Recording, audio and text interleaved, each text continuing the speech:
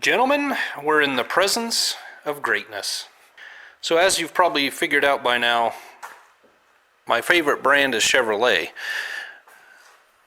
But coming in second is any other GM make from the mid-30s to the early 40s. What we're looking at here is a 38 Buick Special trunk back, 4-door with the Buick 8. And oh boy, is it a slick rig. We're just going to circle it and take it in for a little bit.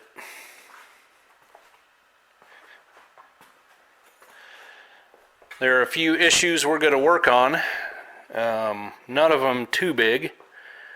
And then it will go away. I actually thought I was only going to work on one. And as it so often goes, they came up with several more things for me to do while I had it here. So by all means, that works for me. So this being a special is at the bottom of the Buick food chain. It's still quite a honey of a car. It had the least powerful engine. Still had the valve and head inline 8. Just an engine that always fascinated me. Just looks like a big version of the Chevy 6-cylinder.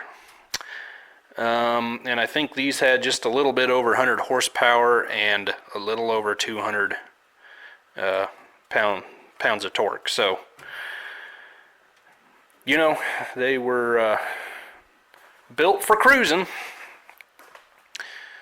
Body by Fisher tag down there. And what we're after is the starting system on this one.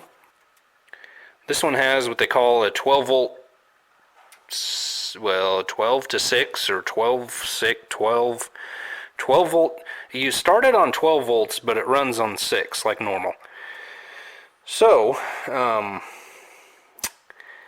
that's just not working. And so I need to figure out what's going on with that. They always have to push or pull start it. And then we'll do a few other piddly little things. They mentioned speedometer cable, windshield wipers don't work, which we know how to fix that, don't we? And I think brake fluid is disappearing somewhere and they wanted to know where. So we'll get those things ironed out, and then they've got another Buick Special for me to look at. That one's a 57. But a guy just needs to take time to sit back and just take it in. Oh, I love these cars.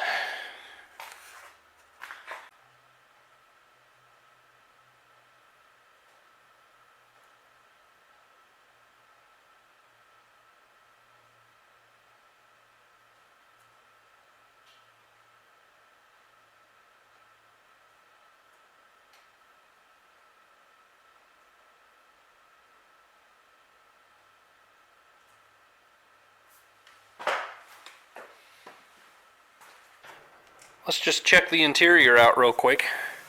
Pretty nice car. I think the upholstery's been redone. I mean, the seats are just absolutely beautiful. Same with the door panels. The dash very well may be original. I don't know. But it's just, I know it's dark in here, but it's just a pretty slick rig. Now, the main complaint is they have to pull start it. The starter does not engage, and here's what you get.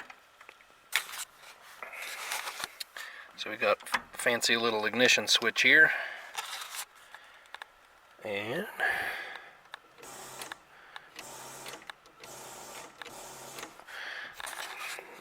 just the buzz down there. So let's go in there, or let's go out there and see what we got. Now this battery, built to look like the original 6 volt, is in fact two 12 volt batteries molded together.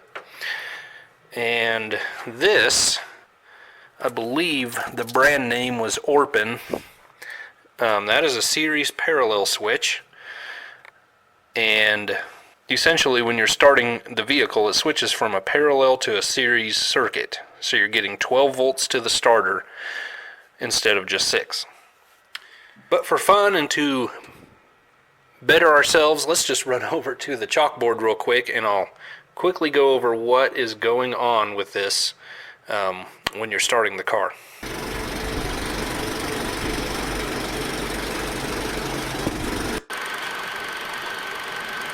Thank you, the Jayhawker. As he previously explained to you, this vehicle has two 6-volt batteries. Now let's assume for the sake of argument that both batteries are 100 amps each, just to make it simple. Normally, when you are not starting the vehicle or the ignition switch is at rest, both batteries are hooked in parallel circuit. This means positive is hooked to positive and negative is hooked to negative. This retains your 6 volts, but it doubles the amperage. So in this case of our example, you would have 200 amps. However, when you hit the ignition button and that series parallel switch switches the circuit to a series circuit, now it's much like flashlight batteries where they are hooked in series. So negative goes to positive, positive goes to negative, negative goes to positive, and so on. This creates a 12-volt system, but it retains the original 100 amps of each battery. You can either double your voltage or double your amperage. You cannot do both. Back to you, Jay Hawker. Oh, and I have to show you this. It made me laugh. They've got a Marine 12-volt battery in the trunk with a 4-gauge wire. And I was like, what the heck is that now? And that goes through the frame, up the firewall. The ground goes to the base of the voltage regulator there and grounds out. The positive goes to this junction and goes into this, oh, whatever that is. It's not even 12 gauge, maybe 14. Into there to a toggle switch and back out to an electric fan. It made me chuckle, but I'm also easily amused. So, I've got two 6-volt batteries and they're both just putting out just below 6 volts. If I ground one and I check at the starter, I have the same voltage. So all I care about right now is what voltage is getting to the solenoid when I hit the starter. Okay, now what I want you to do is pay attention to how many volts I get when I hit the starter button.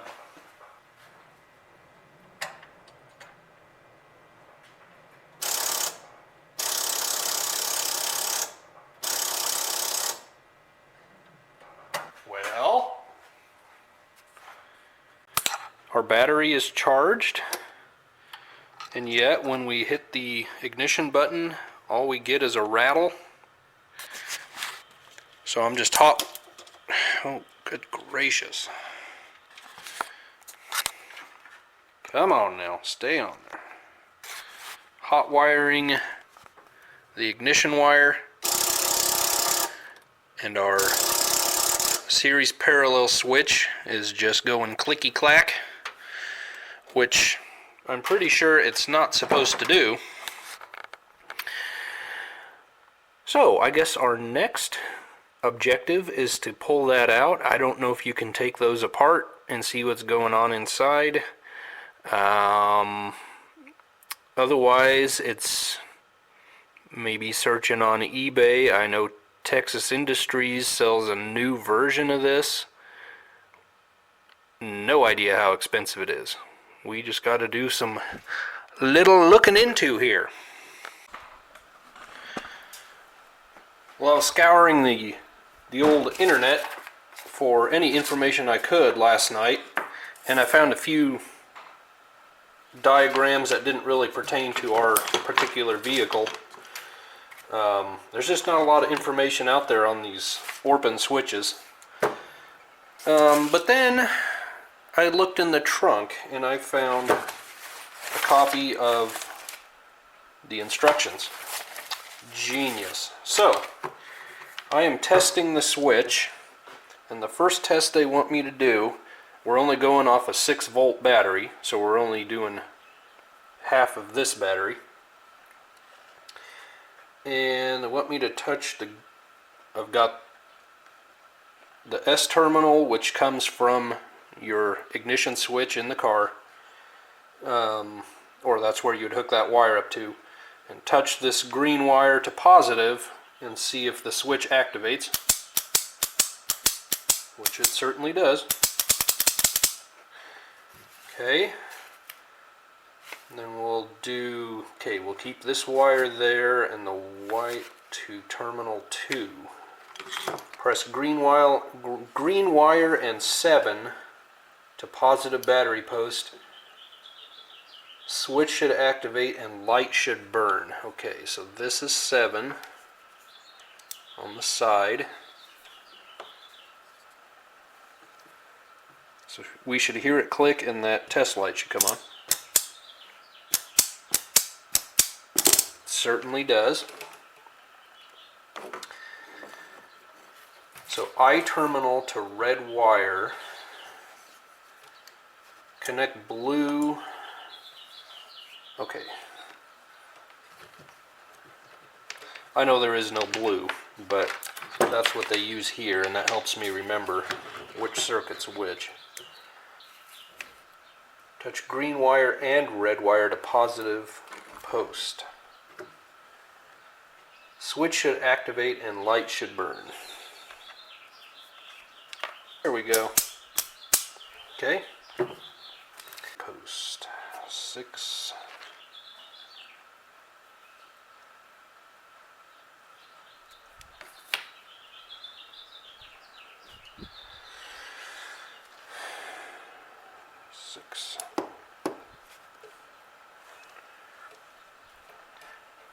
Terminal 4. 5 to battery post.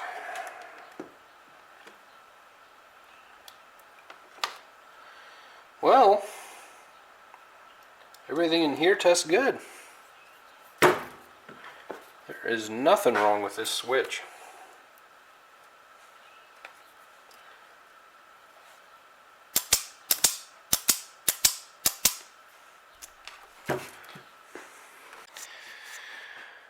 Alright, so now we're going to test the starter. I've got jumper cables to a 12-volt battery down there. Let's see if we can get some sparks flying here. Just got to bridge the... Oh, get out of here. Come on. There we go. Whoa. Touch the solenoid wire. Okay.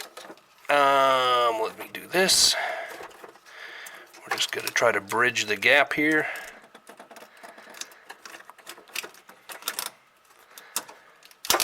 Huh. Let me try doing this. I'm going to clip it on here. And then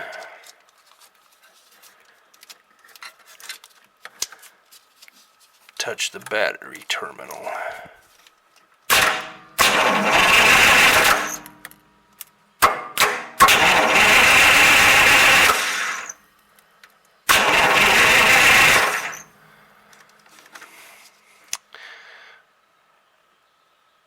I was hoping it wouldn't do that. I mean, don't get me wrong, that's good. Our switch is good. Our battery is good. Our starter is good. I guess I start checking wires.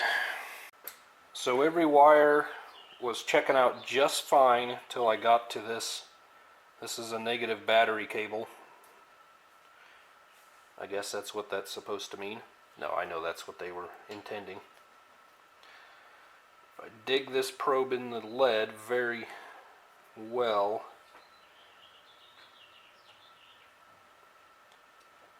I mean, the value changes depending on where I touch this terminal. Sometimes it's almost down to where it should be,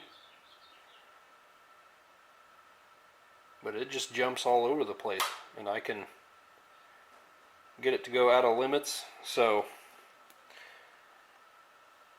I don't know where it's shot. I mean, it doesn't look corroded or anything, but I'm going to try putting everything back.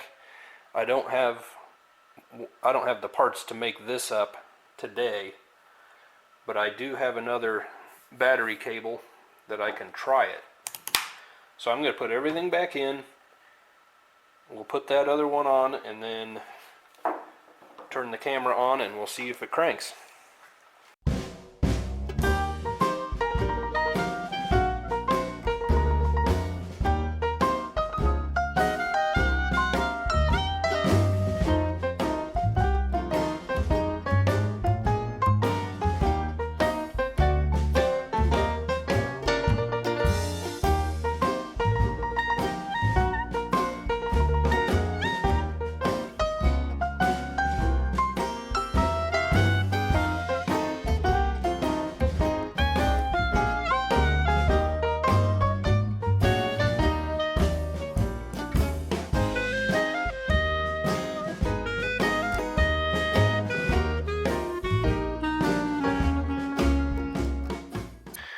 Okay, we got everything back in. I also redid some wires. I didn't tell you earlier. I had some of these from doing the wiring harness of the 48 Chevy, so I threw those on there. They look a little better, and they needed a little more length than what was on there. So that looks better. Let's go try it.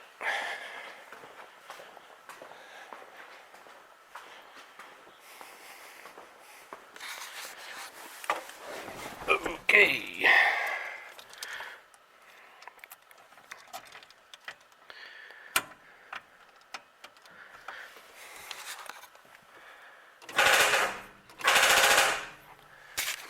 Still going clicky. So switching out cables did not help, at least not perceptibly, or at least not as much as actually making the starter turn.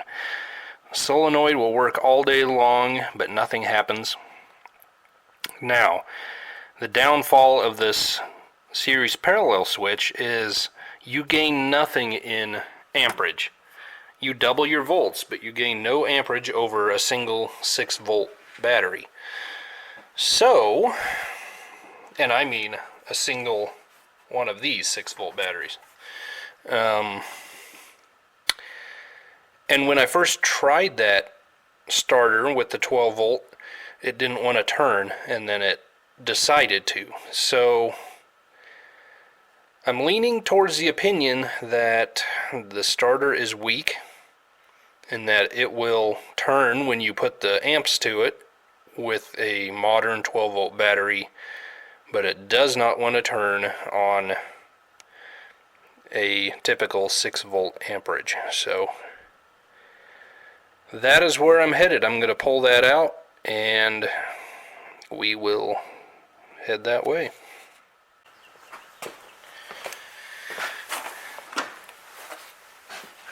Alright, we got it out. For some reason there was a nail stuck under the inspection cover. I don't know what that was about, unless it just wasn't tight anymore. We'll deal with that. I've got it connected to 6 volts.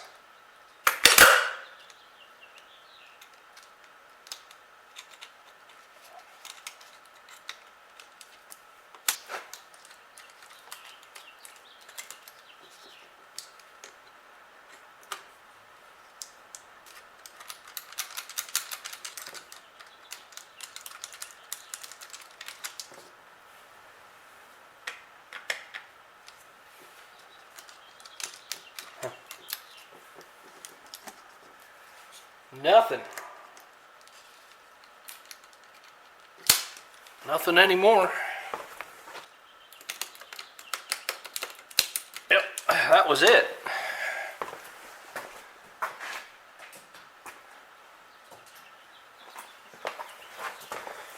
We'll see if 12 still wants to spin it.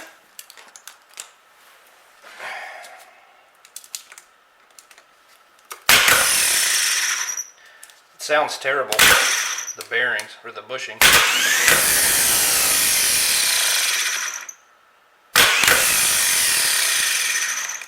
And I've also noticed the brushes are just, well, they're not really there anymore. There's a little bit there, but not much. We'll see better once we get it open. So, I guess we're tearing the starter apart. Ooh. Can you hear that from there? Oh, that's crunchy. That's our problem. Let's test these.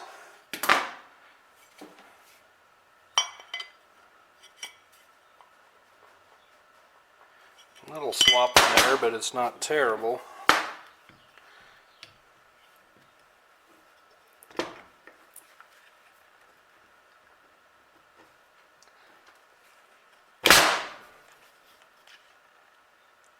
Same with that one. Okay, well, we're definitely looking at a Bendix. And then we need to test the armature and field coils, and we will go from there. Well, I've just finished testing the armature. I've gone around 180 degrees opposite, just like we did on the 48 Chevy starter and generator. Test opposite, get that value, and just work your way around opposite, and they should all be the same. And then any two right next to each other, and work your way around, and that value should all be the same. And then one lead to ground and go all the way around each bar, and you shouldn't have any continuity.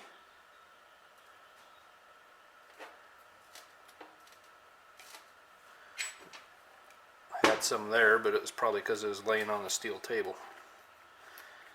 But anyway, it all checked out when I was doing it in the vise.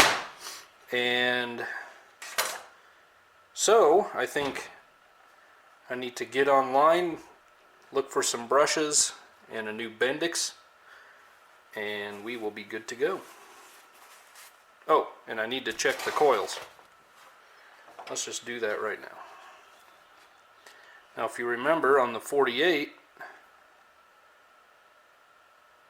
what they say you should have, looking up online for testing field coils, most people will say you should have 2.5 to 3.5 ohms across your field coils, and I had basically nothing. I forget if I had a 1/10 of an ohm or 2/10, and this one is looking exactly the same as the 48. So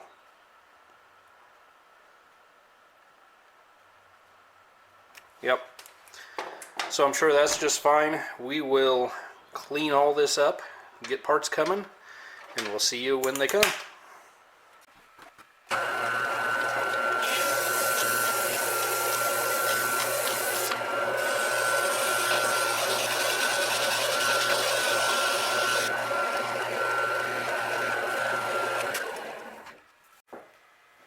Well, I went to the old bay and found what I was looking for. I didn't really find anything anywhere else. So, hey, if you guys know a good outlet for these old 30s Buicks, put her in the comments. But I found a rebuild kit from Advanced Electrical Rebuilders. Don't know a thing about them. Out of Michigan. Kit came with brushes, the 2 bushings, the 4 brush arms, 4 springs, and then the Bendix. Everything I needed to rebuild this thing. The Bendix looks exact. The only difference I see is being this had the machined splines that mate with the splines on there. And the new one is just a piece of pipe basically with 3 tabs pressed into it so they lock into the spines. I mean, it'll be perfectly fine. It's just a cheaper way of manufacturing that thing. So I'm not going to bother going step by step rebuilding this. I just went through that 48 Chevy Delco starter. So if you want to go to the 48 Chevy playlist, you can easily find the starter and generator rebuild on that. So let's hit her into fast forward and get this thing turned out.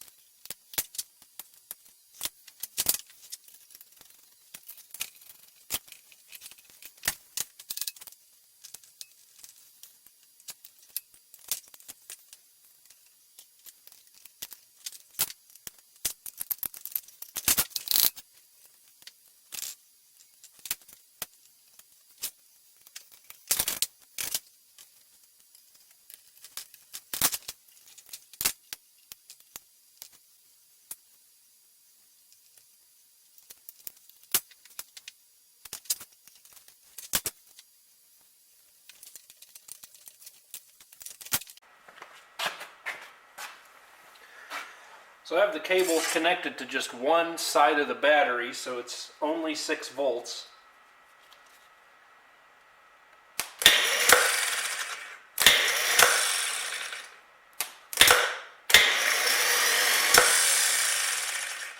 So that's much better than we were getting before. I will also say this thing was completely full of grease or oil. Now it could have been old nasty motor oil running down the side of the block, I don't know.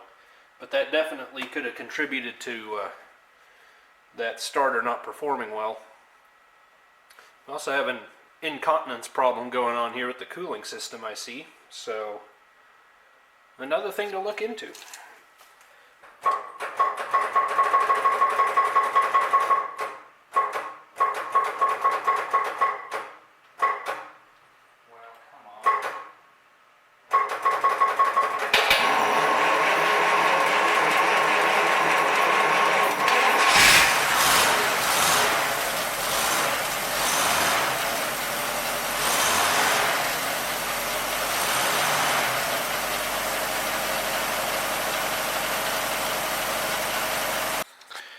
Well, that's good news and that's bad news. Mainly because the dual battery is there, and I threw a plain old 6-volt in here and wired it in without the switch. So the starter's wired in normally, and she cranks. I'm going to see what he wants to do now. Now I'm afraid the issue on this one is that the polarity is actually reversed on this half. So typically, or almost always, your positive is a large terminal, negative the smaller, at least on a negative ground battery. And this one, this half of the battery, this is the larger terminal, this is the smaller. But when I check voltage, I get a negative, well, I can't do this, let's see. Come on, should have put it on the tripod. I've got a negative number, but if I reverse my leads, then it's positive. So this is trying to be the positive terminal, and it is the small one. So right now my opinion is this half of the battery has reverse polarity, which I don't know much about it, but it can apparently happen, especially when things get discharged too far. That's right. Our solenoid was working great as far as engaging the Bendix. It was doing that all right, or it was clicking anyway. With the 6-volt battery, with the regular 6-volt battery, pushing the button, I could get it to go, but I kept having to jog the button.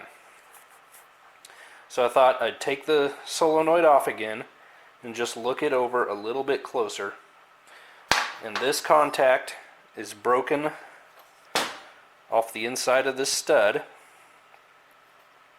and that is the one that sends your power to your field coils. So hopefully if I solder that back together, that'll do that. And then I'm going to clean, I think I'll remove both studs and file them. Probably what I'll do with this one is, if it can be turned around, depends on how it's indexed.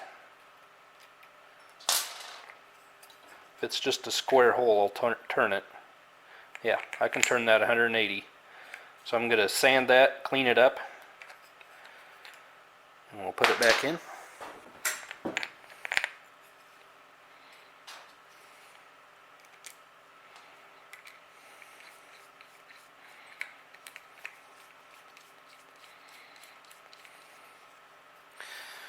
Oh, I hope this does it. This has been a bear.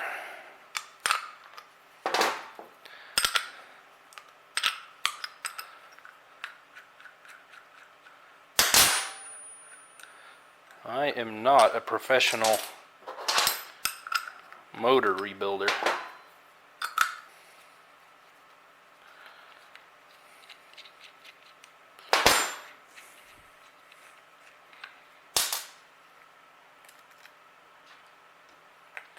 Okay, so that goes like this. And that broke off right there. Okay.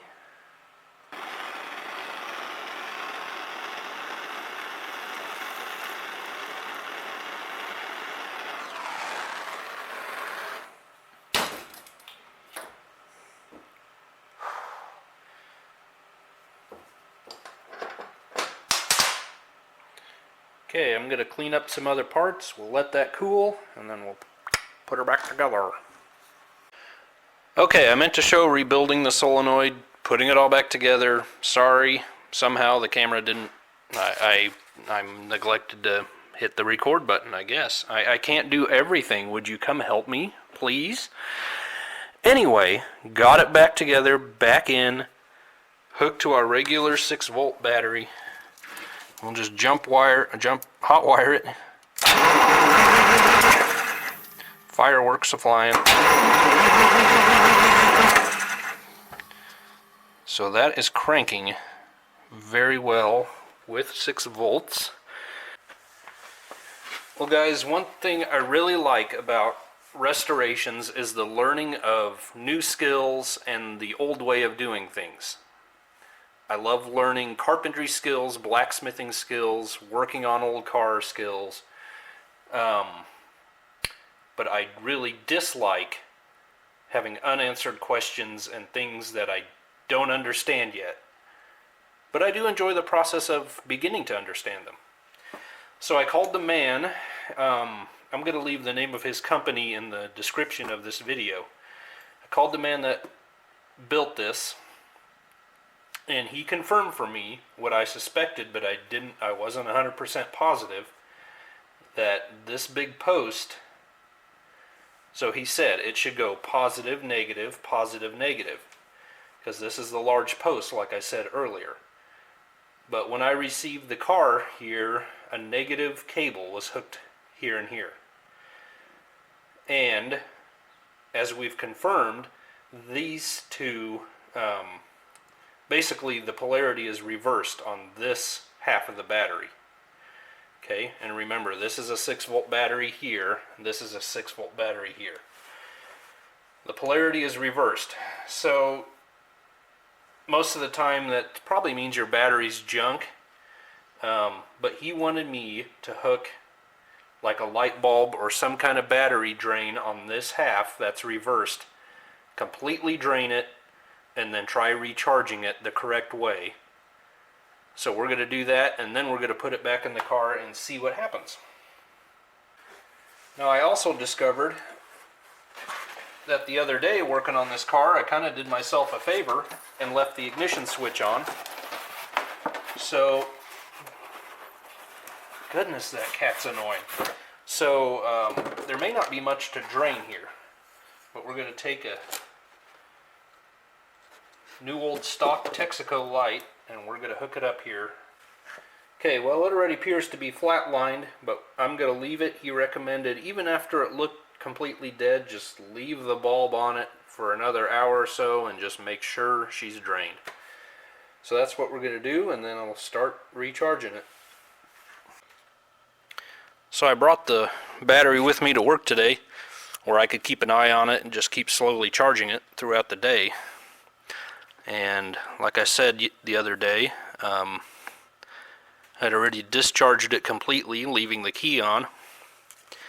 And now I am gaining on it. I've just had it on, maybe half an hour. I've charged it the correct way. And I do have a positive number, although a small one. So I'm going to turn that back on and let it go for a couple hours and see what we get. Hopefully she holds a charge. Alright, you helped confirm this for me. On the side we knew was correct without beyond a shadow of a doubt, 5.5 volts. And the side we have reversed again, 5.5 volts. So we're going to put it back in. I really wish I had a 6-volt trickle charger and just give this thing a nice long slow charge. But I don't. Need to put her on the old birthday wish list or something. Some of you may be wondering why I haven't been using a remote start trigger. Well, I'll tell you, nosy. My trusty old Lyle went to pieces. Actually, it was on the 74 Chevy Sodbuster video. I was trying to use it and I just couldn't get it to work. And it really would have been handy on this project so far, but now that I'm almost done with it, I was passing by an O'Reilly's and decided to stop and get one. And it's that high quality Innova brand. Yeah, I'm expecting it to last 2-3 minutes. But anyway, for what I have left, we'll use it. And my batteries are doing good. Both sides held a charge in the correct polarity, so that's great. I've got my little 10 amp charger on them right now, and hopefully here in a few minutes we're going to hear this thing cranking for the first time in series with 12 volts. I take my Activia with a Dr. Pepper chaser.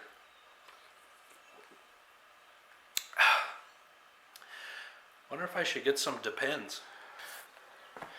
Okay, fellers, these are the 3 cables I ended up replacing. These 2 you can see are more like 6.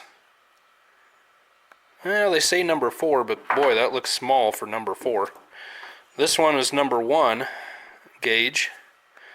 Seems a little small to me also to be number 1, but that's what it says. But anyway, they acted very strange when I would put check them with an ohm meter out of the car.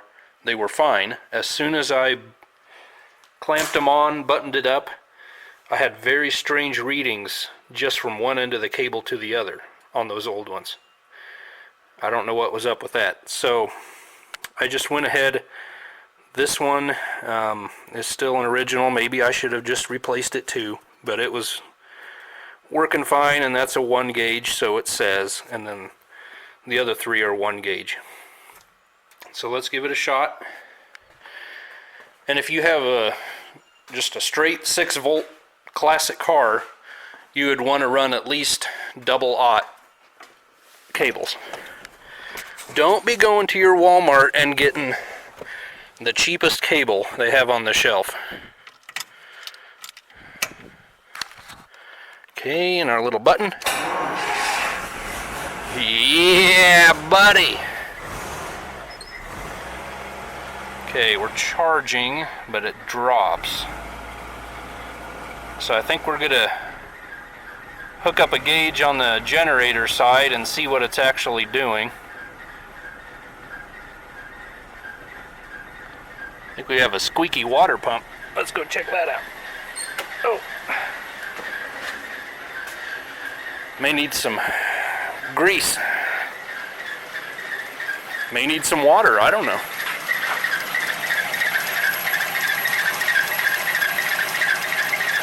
Could be the belt. We'll find out. She's purring like a sewing machine. Woo, doggies. I'm special! Well, guys, that's going to do it for this one. That was something else. I have never worked on an old vehicle with a series parallel switch before. Huh. Well, now maybe we'll know what we're doing a little bit better next time. And I 100% admit that when this first came, I was ready to blame the switch right off the bat. It seemed a little borderline snake oil scamish to me. I still think it's unnecessary. I tried talking the owner into just going back to 6 volts. He wanted nothing to do with it. He wanted that switch in there. So we got it working with it. In fact, we had problems with the starter, the battery, the cables, but not the switch. Everything but the switch. So I'm just glad we got it going. Hey, come back next time. We're going to get into the charging system, see if we can get that working better. And then a couple little piddly jobs we need to do. And then this one will scoot on down the road and we'll get another Buick. So come back. Thank you.